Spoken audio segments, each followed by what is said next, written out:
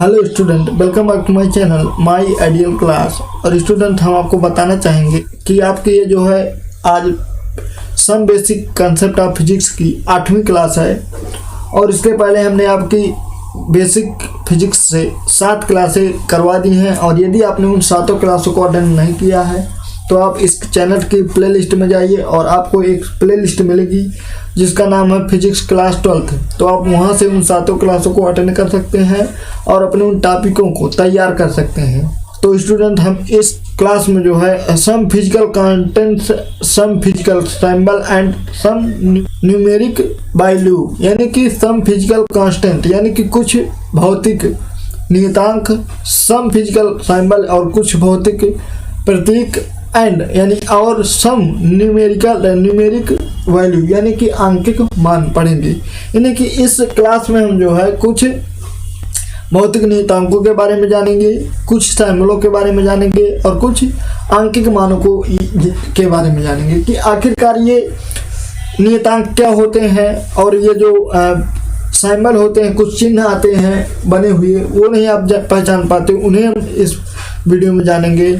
और कुछ आंकिक मान होते हैं, उन्हें याद करेंगे, जानेंगे। तो यदि आप हमारी इस क्लास में पहली बार आए हैं और इस क्लास को अटेंड किए हैं और यदि आपको ये क्लास समझ में आ जाए तो आप अंत में इस क्लास को लाइक कर दीजिएगा और अपने मित्रों में शेयर कर दीजिएगा। और यदि आपसे हो सके तो एक छोटा सा कमेंट कर दीजिएगा। तो देखिए, हम अपने टॉपिक जो है देखते हैं। और जैसे कि आपको हमने बताया कि हम इसमें 3 चीज़ें पढ़ने वाले हैं, तो हमने जो है पहले कुछ आंकिक मान लिए हुए हैं। देखिए, हम जैसा कि पहले से भी आपको पता होगा कि ये जो पाई होती है, तो पाई का जो मान होता है वो होता है 3.14। ये आप पहले से भी जानते हैं और फिर से एक बार देख लीजिए, जान लीजिए। और यदि आप मैथ की बात करें तो मैथ में ये भी यूज होता है और इसको और इस तरह भी लिखते हैं कि 22/7, ये भी यूज होता है। तो हमें आप जब भी फिजिक्स में ज़रूरत पड़ेगी पाई के मान की, तो हम क्या याद करेंगे इसके लिए? 3.14 याद करेंगे। यानी जब भी आप न्यूमेरिकल करेंगे और कहीं पर पाई आ जाएगी तो उसका मान आप क्या लिखेंगे? 3.14 लिखेंगे। इसको आप क्या कर लीजिएगा? याद कर लीजिएगा।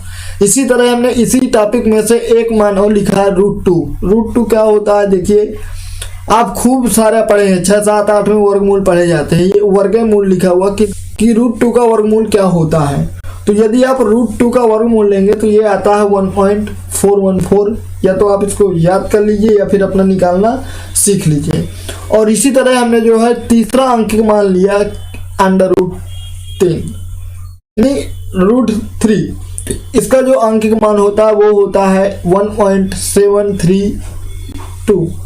इसको भी आपको याद कर लेना है। और इन तीनों मानों की अत्यधिक आवश्यकता पड़ने वाली है आपके न्यूमेरिकल्स में, इसलिए इन्हें आप क्या कर लीजिएगा? याद कर लीजिएगा और इन्हें अपना कॉपी में भी नोट कर लीजिएगा। और इसी तरह हमने जो है कुछ और मान लिखे हुए हैं। देखिए, पहले नंबर में लिखा यहाँ पे कि 1 इलेक्ट्रॉन वोल्ट, जिसे आप 1 EV भी बोलते हैं। क्या बोलते हैं? 1 EV। 1 इलेक्ट्रॉन वोल्ट बराबर होता है 1.6 × 10⁻19 जूल। ये मान आपको याद करना है कि जब भी आपको कहीं किसी न्यूमेरिकल में 1 इलेक्ट्रॉन वोल्ट मिल जाएगा तो आप उसका मान क्या लिखेंगे? 1.6 × 10⁻19 जूल लिखेंगे। इसी तरह 1 मेगा इलेक्ट्रॉन वोल्ट बराबर लिखा है। जो M लिखा हुआ है, इस M का मतलब होता है मेगा और EV का मतलब तो ऊपर पढ़ लिए। तो 1 मेगा इलेक्ट्रॉन वोल्ट बराबर होता है 10⁻6 EV। यानी कि मेगा का मतलब क्या हुआ? जिस तरह माइक्रो का मतलब होता था 10⁻⁻6, उसी तरह से मेगा का मतलब क्या होता है? मेगा का मतलब होता है 10⁻6। मेगा में प्लस की घात होती है, माइक्रो में माइनस की घात होती है। तो मतलब क्या हुआ कि 1 मेगा इलेक्ट्रॉन वोल्ट बराबर, यदि इलेक्ट्रॉन वोल्ट में देखें तो इसका मान होता है 10⁻6 और यदि जूल में देखें तो इसका मान होता है 1.6 × 10⁻13 जूल। ये भी आपको क्या करना है? याद करना है। एक और मान लिखिए कि 1 बीघा इलेक्ट्रॉन वोल्ट क्या होता है? तो 1 बीघा इलेक्ट्रॉन वोल्ट बराबर होता है 10⁹ इलेक्ट्रॉन वोल्ट। जिस तरह 1 मेगा इलेक्ट्रॉन वोल्ट बराबर 10⁻6 इलेक्ट्रॉन वोल्ट था, उसी तरह 1 बीघा इलेक्ट्रॉन वोल्ट बराबर होता है 10⁹ इलेक्ट्रॉन वोल्ट। और यदि आप इसके जूल की में मान की बात करें, अगर आपसे कोई पूछ बैठे कि भैया 1 बीघा इलेक्ट्रॉन वोल्ट बराबर बताओ तो क्या होता है इलेक्ट्रॉन वोल्ट में, तो इलेक्ट्रॉन वोल्ट में होता है 10⁻9 इलेक्ट्रॉन वोल्ट, और ये जूल में देखें तो जूल में होता है 1.6 × 10⁻⁻10 जूल। ये भी आपको क्या करना है, याद रखना है। और इसी तरह हमने एक मान और लिखा है 1 AMU पीछे भी आज पढ़े हैं पीछे की क्लासों में, और इसमें फिर से देख लीजिए 1 AMU बराबर यदि आप किलोग्राम में देखें तो ये होता है 1.66 × 10⁻27 किलोग्राम।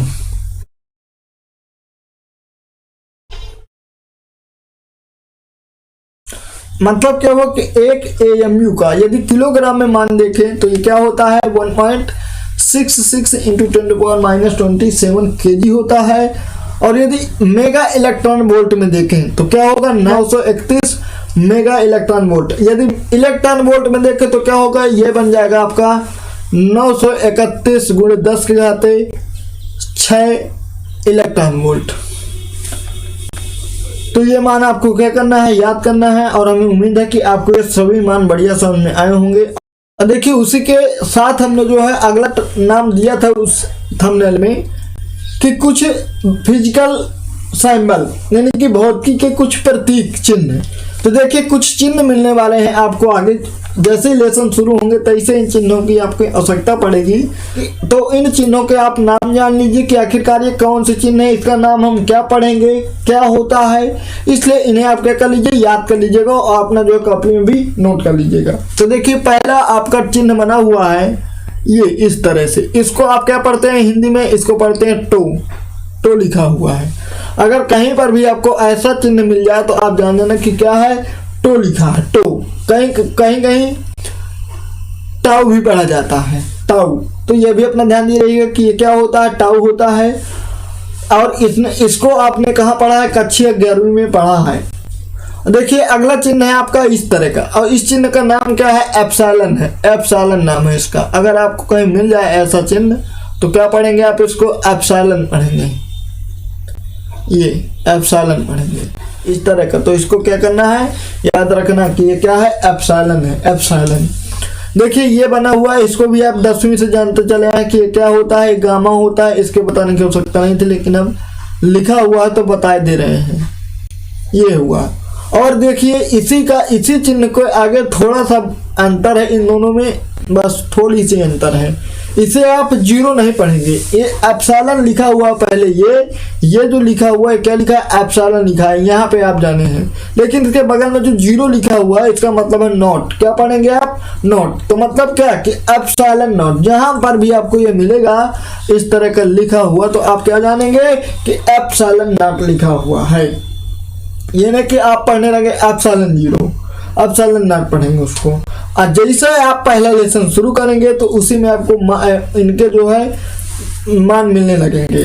तो इसलिए इन चिन्हों को आप क्या करिए, याद रखिए कि आखिरकार ये चिन्ह क्या है, क्या पढ़े इसको हम।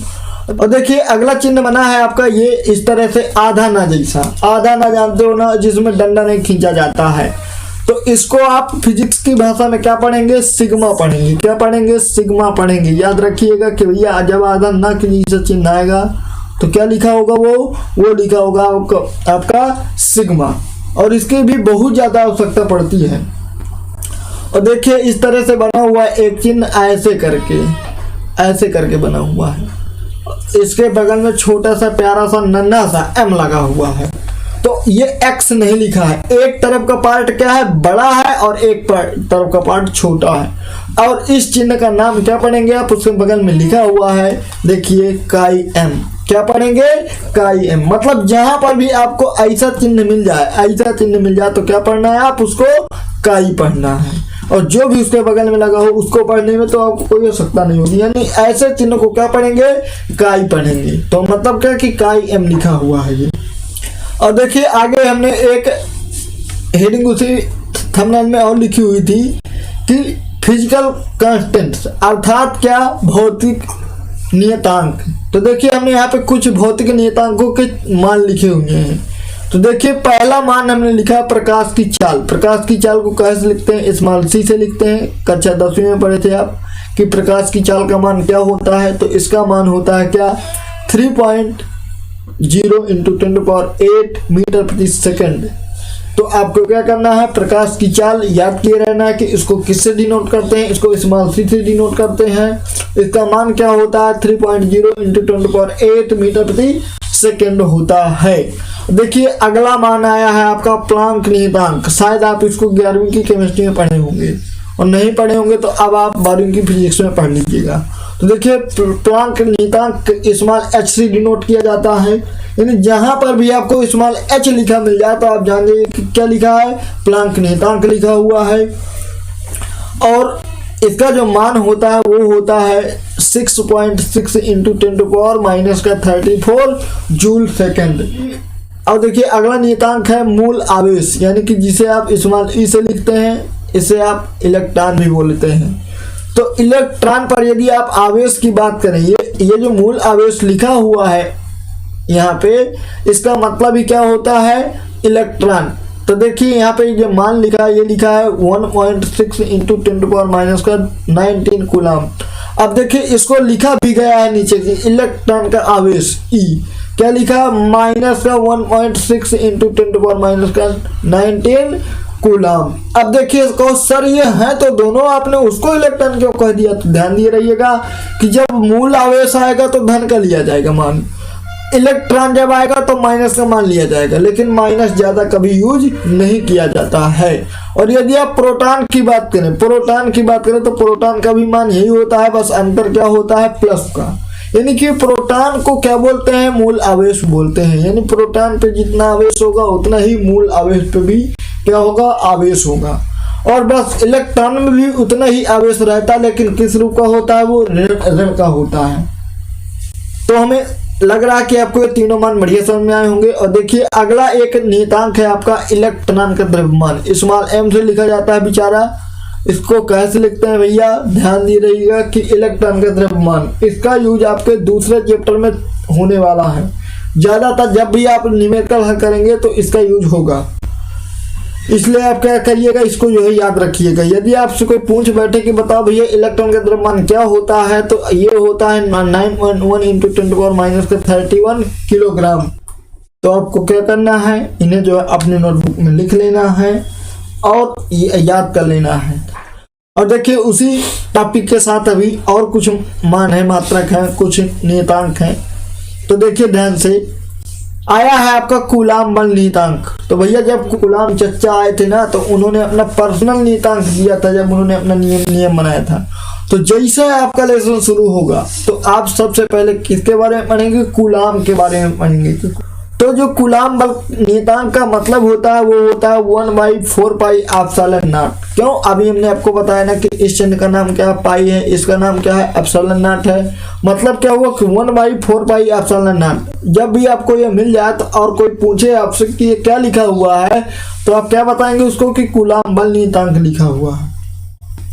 यानी कि जब कूलाम चच्चा आए थे और उन्होंने अपना नियम दिया था, तो उन्होंने अपना नियतांक क्या दिया था, 1/4πε0 दिया था। और उसका मान क्या दिया था, और उसका मान उन्होंने दिया था 9.0 इंटू 10⁹ न्यूटन मीटर स्क्वायर प्रति कूलाम स्क्वायर। इसको हम बड़े विस्तार से समझेंगे, आप परेशान न होइए। जैसे आपका लेसन शुरू होगा तो इसका अच्छा खासा डेरिवेशन टाइप हल दिया है कि आखिरकार इसका मान जो है इसकी सहायता से कैसे क्या होता है, पूरा बढ़िया पढ़ेंगे।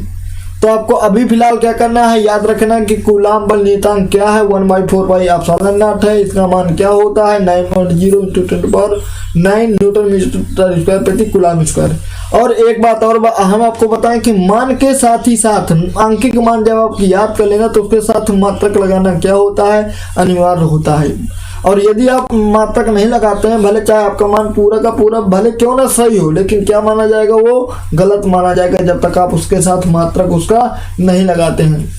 तो आज से आप क्या रखेंगे, याद रखेंगे, क्या याद रखेंगे कि कूलाम बल क्या है, 1/4πε0 है। और इसका मतलब क्या है, मान इसका कि 9.0 इंटू 10⁹ न्यूटन मीटर स्क्वायर प्रति कूलाम स्क्वायर है।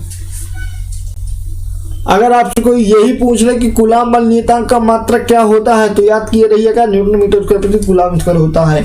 और देखिए अगला नियतांक है आपका निर्वात की चुंबकशीलता। निर्वात की चुंबकशीलता को कैसे लिखते हैं, म्यू नॉट से लिखते हैं। ये जो चिन्ह बना हुआ ऐसे, इसका पढ़ते हैं म्यू पढ़ते हैं, या फिर कुछ लोग माइक्रो भी पढ़ते हैं। तो ये आप क्या रखिएगा, याद रखिएगा कि चुंबकशीलता को कैसे लिखते हैं, म्यू नॉट से लिखते हैं या माइक्रो नॉट से लिखते हैं। और इसका मतलब क्या होता है, 4 पाई इंटू 10⁻⁷ हेनरी प्रति मीटर होता है, हेनरी प्रति मीटर होता है, याद रखना है। और देखिए जिस तरह ये चुंबकशीलता थी उसी तरह निर्वात की विद्युतशीलता है।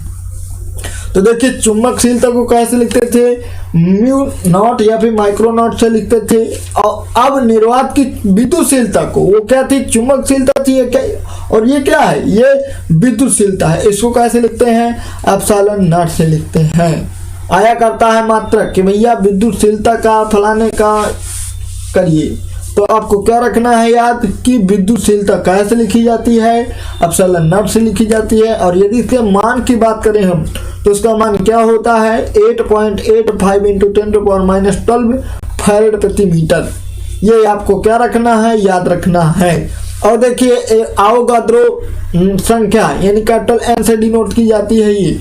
इसको आप कक्षा 11वीं में खूब अच्छी तरह से पढ़े हैं कि आवोगाद्रो नंबर क्या होता है, तो ये अपना याद कर लीजिएगा। तो देखिए इसका मान क्या होता है, 6.02 इंटू 10⁻23 प्रति ग्राम परमाणु। यानी कि इसका मतलब ये होता है कि कार्बन परमाणु के 12वें हिस्से के द्रव्यमान के बराबर होता है ये एवोगाद्रो संख्या। और देखिए अगला नियतांक है आपका बोल्ट्जमैन नियतांक। तो देखिए इसको आप किससे डिनोट करेंगे, स्मॉल के और कैपिटल बी यहाँ पे लगाया जाता है।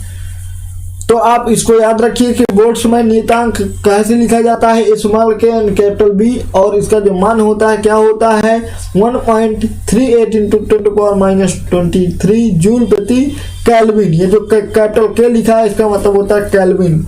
तो आप इसको याद रखिए। और देखिए एक नियतांक और है रिडबर्ग नियतांक। इसको कैसे लिखते हैं, कैपिटल आर से लिखते हैं। और आप परेशान ना होइएगा कि सर अभी प्रतिरोध को भी कैपिटल आर से लिखते थे और इसको भी लिखते हैं, तो ये अलग अलग जहाँ जहाँ भी यूज होगा उनका वहीं पे यूज मिलता है। तो आपको क्या करना है, रिडबर्ग नियतांक को याद रखना है कि कैपिटल आर से लिखा जाता है ये। इसका मान क्या होता है, 1.097 into 10⁻7 metre inverse. Metre inverse क्या हुआ, क्योंकि ये क्या रहा होगा, बटे में रहा होगा मीटर, जब ये ऊपर गया होगा तो क्या हुआ होगा, माइनस हो गया होगा। तो इसलिए क्या रिडबर्ग नियतांक यानी कैपिटल आर का मान क्या रखना है, हमें याद रखना है 1.097 इंटू 10⁻7 मीटर इनवर्स। तो इस तरह से ये कुछ आपके क्या थे, ये आपके कुछ नियतांक थे और उनके कुछ मान थे। तो हमें क्या रखना है, हमें इन्हें याद रखे रहना कि भैया इनका जो है किस तरह क्या होगा मान। तो इसलिए इन्हें आप क्या रखिए, याद रखिए। और इसी के साथ हम कुछ भौतिक राशियों की बीमाएं और कुछ मात्रक बता दे रहे हैं, तो उन्हें भी आप क्या कर लीजिएगा, याद कर लीजिएगा, क्योंकि इनकी भी क्या बहुत ज़्यादा आवश्यकता पड़ने वाली है। तो इन्हें हम समझा नहीं रहे हैं, इन्हें आपको क्या कर लेना है, लिख लेना है और आपको याद कर लेना है। इनमें समझाने वाली बात कोई है नहीं है। इसलिए आप क्या कीजिएगा, एक तरफ से राशि, जैसे कोई राशि आ जाए तो उस राशि का बीमा क्या होगी इसके सामने लिखी है, इसको याद कर लेना है। मात्रक क्या होगा ये याद कर लेना है। और फिर जब लेसन में हम चलेंगे तो निकालना भी सीखेंगे, इसलिए अभी हम यहाँ पे समझा नहीं रहे। आपको क्या रखना है, मात्रा भी लिख लेना है और याद कर लेना, हल्का फुल्का याद कर लेना। और फिर जब लेसन शुरू होगा तो ये सभी राशियां वहां पे मिलेंगी और हम इनका जो है एक एक का मात्रक निकालना सीखेंगे, सूत्र निकालना सीखेंगे और उसकी बीमा निकालना सीखेंगे। इसलिए यहाँ पे हमें ऐसा लग नहीं रहा कि इन्हें जो है हमें समझाना चाहिए। तो आपको ये वाले सब और ये वाले सब क्या करना है, लिख लेना है। एक बढ़िया जो है ये मेन है, यानी इतने लोग आपके इस फिजिक्स में क्लास 12th के मिलने वाले हैं। इसलिए इनको क्या करना है, यदि आप अभी से हल्का फुल्का इनके बारे में मात्रक बीमा याद कर लेंगे, जान लेंगे, तो आपको आगे जो है दिक्कत नहीं मिलेगी। इसलिए इनको जो है हम पहले करा दिए हैं। और हम आपको बताएं कि अब हमारी तरफ से तो बेसिक हो चुका है, यानी इतना ही होना चाहिए। जो चीज़ें इसमें हमने करा दी 7-8 क्लासों में। और यदि आपको कहीं अन्य जगह से कोई बेसिक चीज़ें मिले तो आप वहाँ से भी क्या कर सकते हैं, कवर कर सकते हैं। लेकिन इतना ही हमारे अनुसार इतना ही बेसिक होना चाहिए। इससे ज़्यादा कुछ नहीं होता, क्योंकि अब होता क्या है कि लोग जो उसी क्लास को 10-10 दिन चलाए रहते हैं, तो महीनों का बेसिक बन जाता है, उससे कोई कुछ फायदा नहीं है। उसमें क्या होता है बेटा जी, उसमें होता क्या है कि अध्यापक लोग बैच बनाने के लिए जो है क्या बनाए रहते हैं कि आखिरकार हमारे बैच चलने लगे तब हम अपना कोर्स शुरू करेंगे, इसलिए बेसिक को महीनों चलाया जाता है। और यदि अच्छी तरह से देखा जाए तो बेसिक आपका 6, 7, 8 क्लास में क्या हो जाता है, कंप्लीट हो जाता है। और यदि आप इतनी चीज़ें क्या कर लेते हैं, याद कर लेते हैं, तो काफ़ी हद तक आपका बेसिक मजबूत हो जाएगा। और सबसे ज़्यादा ध्यान ये देना है आपको कि हमने जो पहली क्लास और दूसरी तीसरी क्लास करवाई थी, यानी अवकलन और समकलन पढ़ाया था आपको, उससे आपको और अच्छी तरह से तैयार कर लेना है, क्योंकि हमने उसमें कम क्लासें नहीं है, तो इसलिए आप जो है अपनी बुक में यदि कहीं से आपको सवाल मिल जाए तो आप वहाँ से इन्हें जो है एडजस्ट कर लीजिएगा और 2-4, 10-10 सवाल जो है लगा लीजिएगा। तो स्टूडेंट, इसी के साथ आपकी जो क्लास 12th की फिजिक्स का some basic concept of physics चल रहा था टॉपिक, उसे हम समाप्त करते हैं। और अब आपकी अगली क्लास में आपके सिलेबस की चीज़ें बताई जाएंगी कि आखिरकार आपको कितना सिलेबस पढ़ना है और इस पे जो है किस लेसन में क्या क्या पढ़ेंगे और इसके बारे में कौन सा कितने नंबर का ये चैप्टर आएगा, ये चीज़ें हम जो है अगली क्लास में पढ़ेंगे। और फिर इसी के साथ आपका क्या होगा, बेसिक वाली चीज़ें ख़त्म हो जाएंगी और फिर हम अपना जो है सिलेबस यानी कि लेसन शुरू करेंगे।